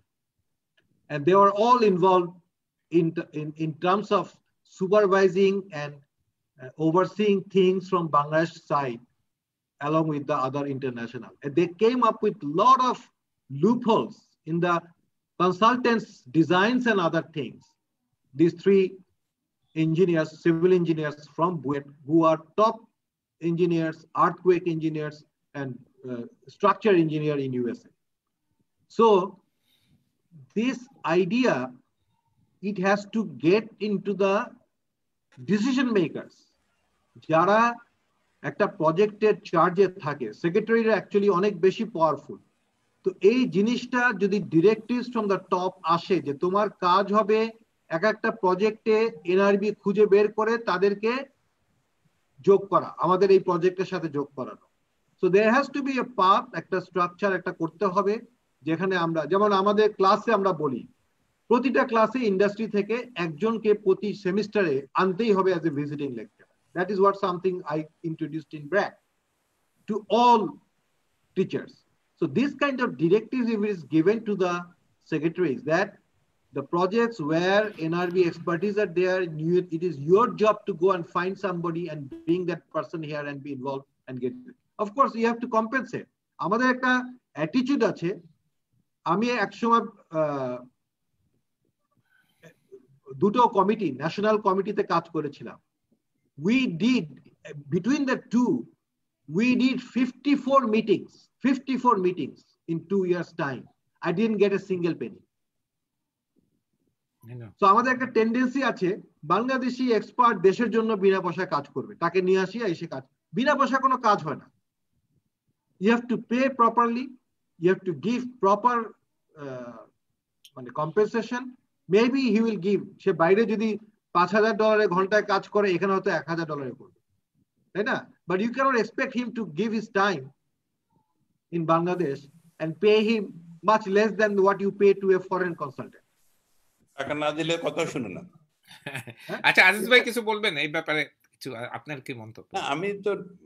আমি মনে করি যারা non resident Bangladeshi আছেন who are capable of giving advice, they are very well positioned abroad. And following up on Tamim bhai's statement, that তারা বাংলাদেশে আসবে কেন যদি আপনারা ইজ্জত ঠিক মতো না দেন, তারা বাংলাদেশে আসবেন কেন? And at the same time, but for the overall manpower development, Tamim bhai has joined as Pro VC of BRAC University, so I'm sure he is doing part of that. আমার নিজের মতে এখন আমরা we are receiving an extraordinary opportunity, because after every pandemic or every major event of the world has surged forward. Like after the Second World War, colonization was removed, and Bangladesh, and Indian subcontinent, everybody got independence because of the Second World War. Not only because of Gandhi or Jinnah, but because of the Second World War and the removal of colonization. And IMF was created, World Bank was created, যেগুলোর সংস্থা থেকে আমরা এখন অনেক support পাচ্ছি। Similarly, after COVID, there will be a lot of opportunity. But these opportunities will come for us to, as a nation, to build up, for us to move up. It would be on the digital platform. That is something that I am certain about. The other things we don't know. Nobody knows future. There is no oracle. There is Allah Ta'ala, Hazrat Muhammad Sallallahu Alaihi Wasallam ke capacity then to understand what is the future. So amnar kotha theke thank you আমার মনে হয় মেহেদি বা নুসরাতের প্রশ্ন আছে। আমাদের audience থেকে কিছু question আসছে, আমরা যদি একটু সামারাইজ করি। আমরা বাংলাদেশ আজ মানে স্বপ্ন দেখছি যে বিদ্যুতের স্বয়ংসম্পূর্ণ হবে, আনইন্টারাপ্টেড পাওয়ার সাপ্লাই আমরা পাবো, কিন্তু আমরা যদি 1996 এ ফিরে যাই, 7-8 ঘন্টা লোডশেডিং। আমাদের আজিজ খান ভাই এখানে আছেন, আমরা কৃতজ্ঞতা প্রকাশ করব তার প্রতি এবং তার কোম্পানির প্রতি, যে প্রাইভেট সেক্টরে বিদ্যুৎ আসার পরে এটা কিন্তু ডেভেলপ করছে, অনেক বাড়ছে। এখন আমরা স্বপ্ন দেখছি আনইন্টারাপ্টেড পাওয়ার সাপ্লাই, বা আমরা বিদ্যুৎ রপ্তানিও করতে পারি। যেমন সাবমেরিন কেবল যেমন আসছে, এরকম ফিউচারে কি এমন সম্ভাবনা আছে কি ইন্টারন্যাশনাল গ্রিড লাইন সমুদ্রের তলদেশে তৈরি হবে এবং একটা দেশ অফ পিক আওয়ারে বিদ্যুৎটা রপ্তানি করবে, পিক আওয়ারে অন্য দেশ থেকে বিদ্যুৎ আসবে? এই ব্যাপারে আচ্ছা আমি আগে বলতেছি। আমি তো পাওয়ার গ্রিড, আমি যখন বাংলাদেশে কাজ করতাম তখন ওই যে বার্কটা ফরমেশনের সময় আমি ইউএসএ, কানাডায় এই গ্রিডগুলি দেখেছি। আপনি তো সাবমেরিনের কথা বললেন, আমাদের তো সার্ক পাওয়ার গ্রিডের কথা বহুদিন ধরে বলা হচ্ছে, এবং আমাদের যদি একটা power grid, regional power grid থাকতো, আমাদের যে এই যে সারপ্লাস পাওয়ারটা এখন যে 5000 মেগাওয়াট বা সিজনাল ডিফারেন্সের যে ডিমান্ড হয় সেটা করা যেত। কিন্তু এইটা তো শুধুমাত্র technically there is nothing wrong, আমি ওইখানে থাকা অবস্থায় ইউএস এর প্ল্যাটফর্মে বহু এই ধরনের ডিসকাশনে পার্টিসিপেট করেছি বা অ্যাঙ্কর করেছি। আমাদের অ্যাটিটিউড ডিফারেন্স, এবং ওই রিজিয়নে, সার্ক রিজিয়নে, don't take it politically, SAARC রিজিয়নে বড় সমস্যা হলো আমাদের বিগ ব্রাদার ভারত।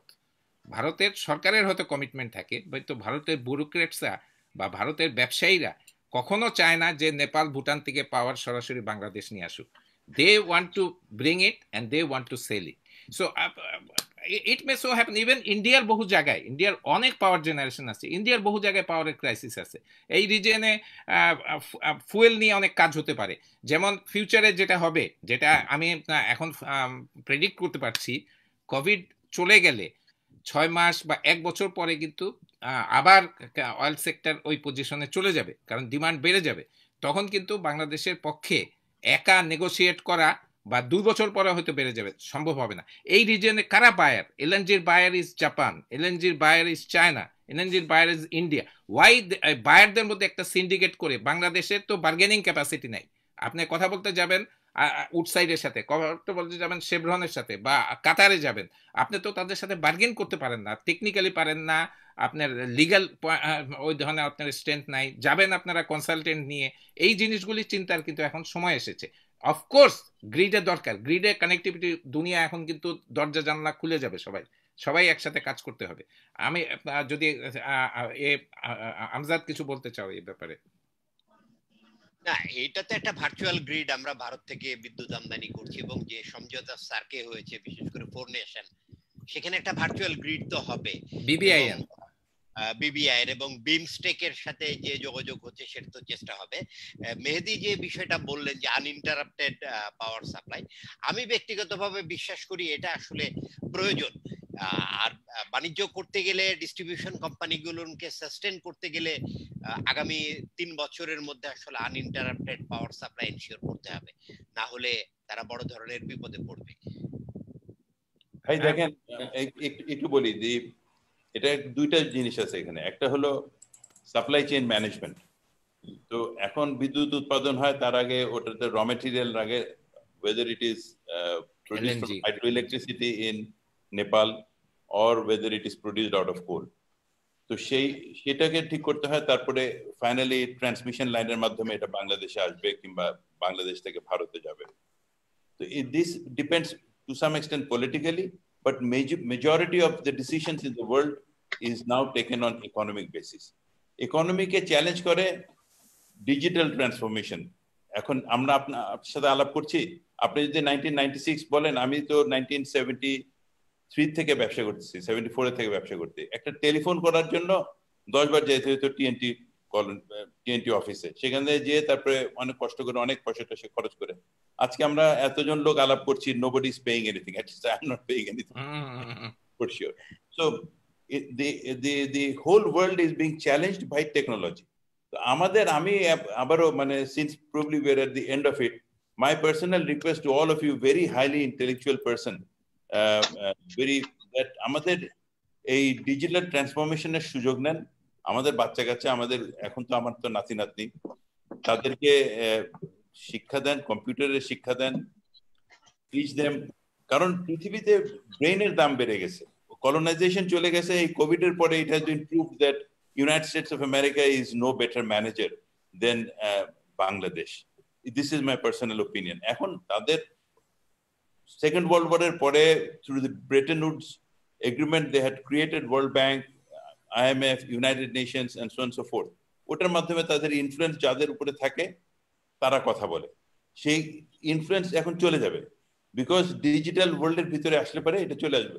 আজকে who is more influential, Google or the government of the United States of America? আমি তো গুগল করি, আমি তো এখন ইউনাইটেড স্টেটস অফ গভর্নমেন্টের কথা চিন্তা করি না। অ্যাপল, তারপরে আপনার এই Bill Gates, they have become more powerful then politicians of the countries. আমাদের দেশ থেকে ওরকম হতে পারে না। আপনি তো already Bill Gates, you are already mini Bill Gates of Bangladesh. No ওটা তো মানে আমি ওটাকে থ্যাংক ইউ দিচ্ছি, কিন্তু I don't want to be Bill Gates, I can become Bill Gates, that's why I don't want to be Bill Gates. But আমাদের বাচ্চা কাচ্চাদেরকে এখন লেখাপড়া করান, শিক্ষা শিক্ষা শিক্ষা। ওই ইসে ভালো করছেন, সারা জীবন শিক্ষা দিয়েছেন তামিম ভাই। He will be he is a blessed person because of that reason. I hope each one of us teach our children, grandchildren how to become digitally savvy. The new world is here. Ethically, it is at just the beginning. It is the beginning.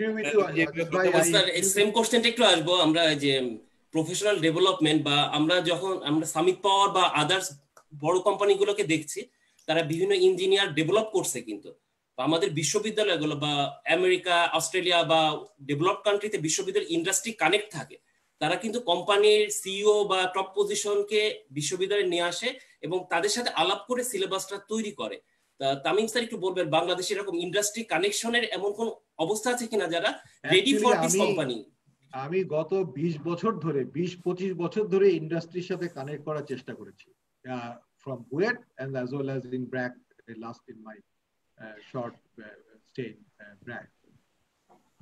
There are two problems. Industry, when they come to the universities or when come to a common forum, they are always talking about university amaderke correct lok den na, amra correct kind of people পাই না to hire, employable graduate university তৈরি করছে না। আচ্ছা, তাদের একটা involvement হলো আমাদের কি পড়াবো না পড়াবো, সিলেবাস কি না কি, এগুলির মধ্যে যখন আমরা ডাকি তাদেরকে, তখন they have all sorts of excuses not to come. They will not come, but that is something we need. We need to come to our university, tell us that this is what they need to do. Then they don't come, number one. Number two, when we want to do some, say we have tried co-op program, training program, that ঠিক আছে আমাদের গ্রাজুয়েটকে নেন আপনারা 3 মাস আপনাদের কোম্পানিতে রেখে training করান, so that they will know exactly what you are do and you can do them according to your need. You can train them. So nobody is interested. কেউই করে না তখন সেটা। তো অ্যাকচুয়ালি যেটা একটু আগে মোল্লা আমজাদ বলেছে যে নোন টেকনোলজি, নোন জিনিস যেগুলো আছে আমাদের ইন্ডাস্ট্রির একটা টেন্ডেন্সি আছে যে জাস্ট সেগুলো ব্যবহার করা। So where is the demand for our industries? If you look at the different industries, they bring in machineries from outside and they want ready-made expertise from our university students to go and service those machineries and run those machineries as if they were born and brought up with those machineries. If you want that, you donate a machine like that you will be using extensively in your industry, donate it to an industry and say that you train all your faculties or students on that machine, we'll employ all of them. So there are ways of industrial cooperation. Somehow it has not worked. You need R&D in industries. Very few industries in Bangladesh has research and development. If the industry itself doesn't have any R&D, you look at the Western world, more scientific papers come out of industry than universities in many industries. At least oil sector, I bolte pari, oil and gas sector, there are more papers coming out of the industry than the universities because they are doing much more research. Okay. এই একটা classic, just a minute, Tamim তোমার একটা classic example দেখো। বাংলাদেশে এখনো debate আছে যে আমাদের কত গ্যাস আছে। You are chairman of petroleum engineering, petroleum and mining. Last কবে বাংলাদেশে রিজার্ভার স্টাডি হয়েছে? আই ক্যান গ্যারান্টি, আমার ছোট নলেজে আমি গ্যারান্টি দিচ্ছি, বাংলাদেশের প্রুভেন গ্যাস ফিল্ডগুলিতে, তিতাস বা প্রুভেন গ্যাস ফিল্ডগুলিতে, ডিপার প্রসপেক্টে এখনো গ্যাস আছে। কিন্তু সেটা স্টাডি করার জন্য কেন পেট্রোলিয়াম ইঞ্জিনিয়ারিং এর আন্ডার গ্র্যাডস বা পোস্ট গ্র্যাডসদের পেট্রো বাংলার সাথে রিসার্চ করতে দেওয়া হয় না? কেন আমাদের এই ধরনের ছোট ছোট কনসালটেন্ট এনে একজনের এক কনসালটেন্টের রিপোর্ট আরেক কনসালটেন্ট করা হয়? You are still there, you talk to the policy makers, you go to media, Amjad go to media, you try to impress upon the policy makers that আমাদের ইঞ্জিনিয়ারদের আমাদের গ্রো করতে হবে। বাংলাদেশে কত ইঞ্জিনিয়ার আছে? বাংলাদেশে বছরে কত ইঞ্জিনিয়ার প্রডিউস করে? ভারত কত ইঞ্জিনিয়ার প্রডিউস করে? ইরান কত ইঞ্জিনিয়ার প্রডিউস করে? ভিয়েতনাম কত ইঞ্জিনিয়ার প্রডিউস করে? ভিয়েতনামও কিন্তু আমাদের থেকে অনেক এগিয়ে গেছে। এখন যে আমরা গার্মেন্টস ফ্যাক্টরি ভিয়েতনামকে ধরতে চাচ্ছি, you can never reach them. এই পোস্ট কোভিডে সম্ভব না। সো আমাদের ভেরি আনফর্চুনেট সিচুয়েশন, দেশটা আমাদেরই, আজিজ ভাই যদিও এখন চুজ করছেন যে ওখানে যে সিঙ্গাপুরে সুন্দর বড় বড় বিল্ডিং এ থাকা only to serve you only to serve Bangladesh. আচ্ছা সালেক ভাই I have to go, I have an appointment, doctor's appointment actually. আমার একটা প্রশ্ন আছে তামিম ভাই আপনার কাছে। সালেক ভাই আমাকে জাস্ট আপনি আচ্ছা, আমি এখানে ইউনিভার্সিটিতে পড়াই। এখন কথা হচ্ছে যে এখানে আমাদের যে গ্রাজুয়েট আছে তারা তো তাদেরকে ইন্ডাস্ট্রিয়াল ট্রেনিং বা অ্যাটাচমেন্ট থাকে 1 সেমিস্টার। তা আমাদের বাংলাদেশে এই ধরনের ব্যবস্থা ব্র্যাক বা বুয়েট বা অন্য ইউনিভার্সিটির কি অবস্থা আছে? আপনি যেটা বললেন যে আমাদের স্টুডেন্টরা যারা এখানে করতেছে ওরা সঙ্গে সঙ্গে যে ইকুইপমেন্ট ইনস্ট্রুমেন্ট ধরতে পারে, বাংলাদেশ স্টুডেন্ট কেন পারে না? বা বাংলাদেশ থেকে এখানে যারা আসে তারা কিন্তু এখানে পারতেছে। বাংলাদেশে যদি আপনারা এই ব্যবস্থাটা করেন, আপনারা যারা সিনিয়র ম্যানেজমেন্টে আছেন, যে ধরেন একটা টার্ম তাই একটা সাবজেক্টের মানে তার যদি ট্রেনিং ইন্ডাস্ট্রি করান, ফর এক্সাম্পল বেক্সিমকোতে করান বা পেট্রো বাংলাতে করানো হয় বা অন্য কোনো জায়গায় করানো হয়, তাহলে কিন্তু সে কিন্তু অনেক কিছু কাজ জেনে যাবে। আমি লোকাল ইন্ডাস্ট্রি বাদ দেন, আমি শেভরনের সাথে পেট্রোলিয়ামে থাকা অবস্থায় we have tried for years to put some of our students as their intern. They say আমাদের এখানে অনেক ইন্টার্ন আছে, আপনাদের বুয়েটের থেকেও আছে, অন্য জায়গা থেকেও আছে। বাংলাদেশে থাকতেছে না কেন সেটা হলো কথা আর কি। বাংলাদেশে actually industries I'm talking about that while working, while studying at BUET, আমাদের এখানে তো ইন্টার্নি করে সব জায়গা থেকে। আমাদের আছে কিন্তু ওইরকম ফর্মাল প্রোগ্রাম আমাদের কোথাও ওইরকম ভাবে আমি অ্যাটলিস্ট আমাদের যতগুলো ডিপার্টমেন্ট আছে বুয়েটে আমাদের একটা ইন্ডাস্ট্রিয়াল ট্রেনিং আছে। We send people for a 1 month training, but that is not really a good that is not, as you said, আমাদের প্রোগ্রাম গুলো পাবলিক সেক্টরের প্রোগ্রাম গুলো একটু ডিফিকাল্ট আছে। পাবলিক সেক্টরে আমি যে একটা টার্মটাকে অ্যাটাচ করব to a industry, first of all term গুলোর কোনো ঠিক ঠিকানা নাই। একবার জানুয়ারিতে শুরু হয়, সেই টার্ম পরের বছরে গিয়ে এপ্রিলে শুরু হচ্ছে, তো ওইখানে একটা ঝামেলা আছে, নাম্বার 1। নাম্বার 2, তাকে যে একটা টার্ম আমি আমার একাডেমিক কাজ থেকে গিয়ে প্র্যাকটিক্যাল কাজে রাখবো এবং তার যে একটা আমারও বেশি লাগবে টু গ্র্যাজুয়েট, এইটাকে কিভাবে আমি অ্যাকোমোডেট করবো ইন মাই প্রোগ্রাম, এই চেঞ্জ অফ প্রোগ্রাম, এগুলোর মধ্যে পাবলিক ইউনিভার্সিটির প্রবলেম আছে। Private university probably can do it much faster and accommodate that, and it is going, we will go towards that. আমি মনে করি আস্তে আস্তে আমরা we are going more towards না, এটা দরকার বলে আমি মনে করি। কারণ আমি যখন অন্য ইউনিভার্সিটি ছিলাম বা এখানেও আমি ইউনিট কোঅর্ডিনেটর যে ইন্ডাস্ট্রিয়াল অ্যাটাচমেন্ট করানোর জন্য, এবং আমি যেটা প্র্যাকটিক্যালি দেখলাম এরা ভালো কাজ করছে। আমার প্রজেক্টের স্টুডেন্ট ওরা বলতেছে কি প্রজেক্ট শেষ করার আগেই চাকরি পেয়ে যাচ্ছে, কারণ ওরা ওখানে কাজ করতে পারে। এই ধরনের যদি ট্রেনিংটা হয় এরা দেশেও ভালো কাজ করতে পারবে এবং বাইরের যে কোনো জায়গায় আরো ভালো করতে পারবে বলে আমি মনে করি। আমাদের দেশে গ্রাজুয়েটরা অনেক জায়গায় খুব ভালো করছে এবং তাদের দিয়ে অনেক কিছু আশা করা যেতে পারে। তারা পারবে না এমন কোনো কথা না। ইন্ডাস্ট্রি যদি বলে যে কোনো আমরা অনেক প্রাণবন্ত আলোচনা শুনলাম এবং আসলে আমাদের সামিট পাওয়ার বা থাউজেন্ডস অফ এমপ্লয়ি তারা ডেভেলপ করছে ট্রেনিং এর মাধ্যমে। এই ইন্ডাস্ট্রি কানেকশন যদি বিশ্ববিদ্যালয়গুলোর সাথে হয় তাহলে তারা রেডি ফর ইঞ্জিনিয়ার, যার পাস করার পরেই তারা ভালোভাবে কাজ করতে পারবে। আমরা সেই আশাবাদ ব্যক্ত করি। আমরা জাস্ট লাস্ট 1 মিনিটের জন্য একটু কিছু বলার জন্য আজিজ খান ভাইকে একটু অনুরোধ করছি। Oh, thank you very much. It's a great honor to be able to beat up all. And again, thank you very much, Salek Sufi Bhai, for allowing us and bring up this new digital platform to be able to talk to. I'm very pleased that we are entering into a completely new era. Era which none of us thought. The whole 7 billion people, 7.2 billion people of the world, nobody thought about COVID.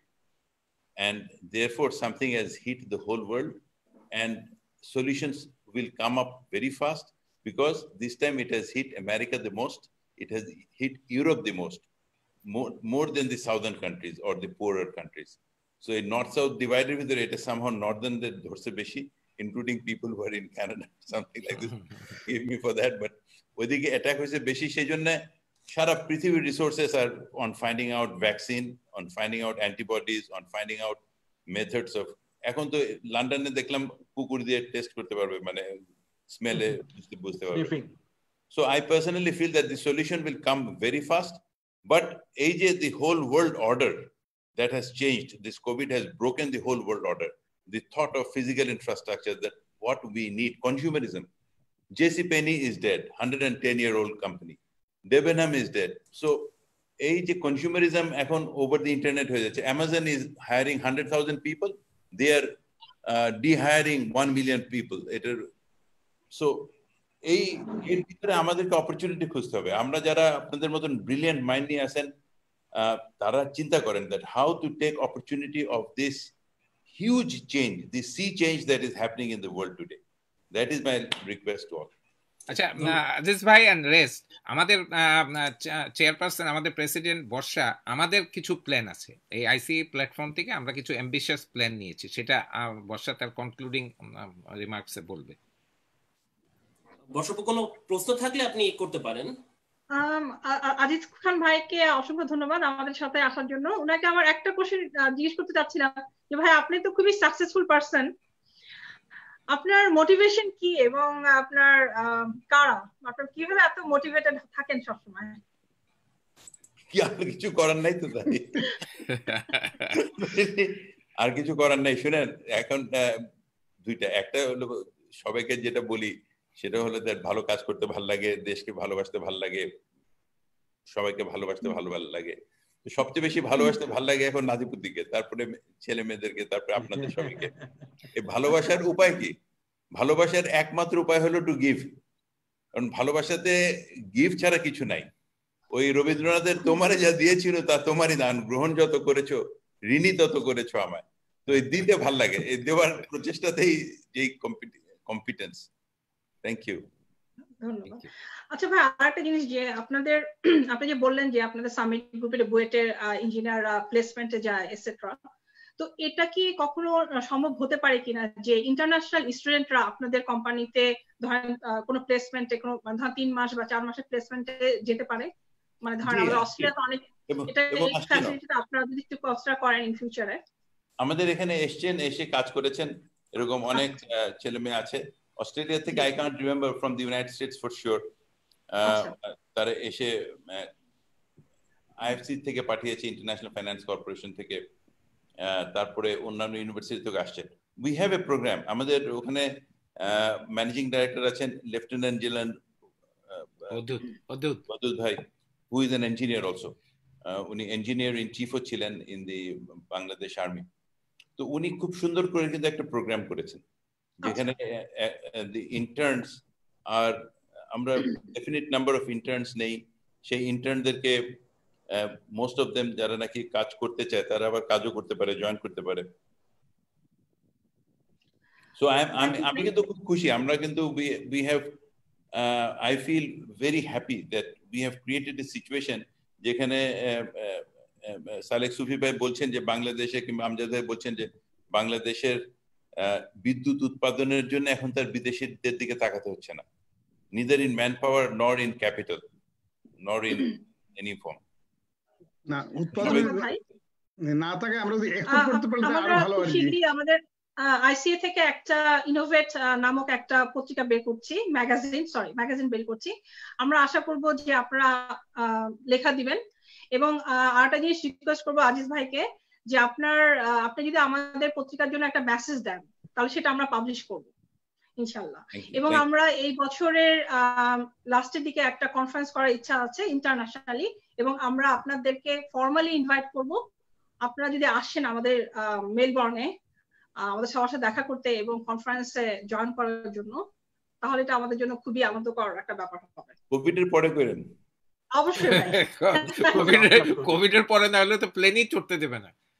Mehedi, I think we can wrap up.